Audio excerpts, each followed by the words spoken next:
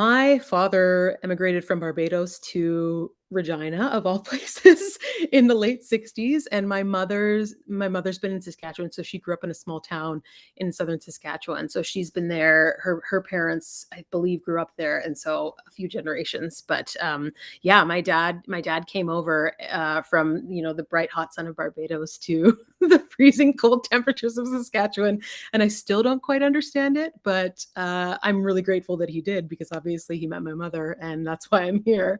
I'm really grateful for the smaller kind of small city feel and the slower pace of Saskatchewan. But growing up biracial in a place that was predominantly white, or at least my neighborhood was super isolating, and I found that really challenging. And I didn't actually really reconcile what I was going through and the feelings of that isolation until probably in my 20s. So it was many years of feeling like kind of a pariah, an outsider, not quite connecting to the Caucasian community and not quite being Black enough for the Black community. So feeling really, truly like I was in limbo. I was really lucky to find a lot of people, creative artists who just saw things the way I saw them and were great collaborators, and lots of mentors and teachers and educators who really fostered my talent and built me up and encouraged me to pursue, to keep with it.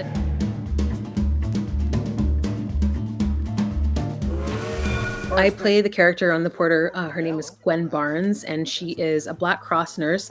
She's actually quite different than me. Upon first read, I was like, oh, this is a very conservative religious character. I don't know how I'm going to connect to somebody like this because she's just very tightly wound and pious and different than I am. So I an interesting parallel that both myself and the character have is I gave birth pretty right before I started shooting the series, and the character of Gwen has been trying to have a child for many years, and so that was an interesting connection that I kind of made with the character of like wanting something so badly. Honestly, I knew very little about the Porters in Canada and also the Black Cross Nurse organization within Canada.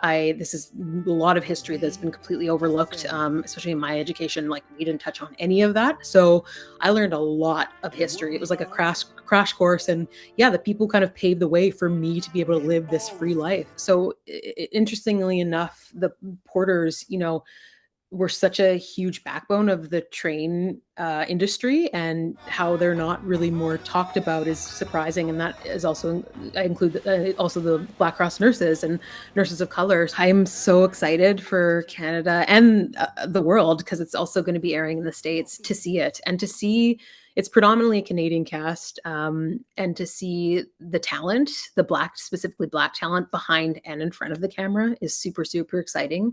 I've never been a part of a project on screen that had so many Black creatives in the writers' room, directors, producers.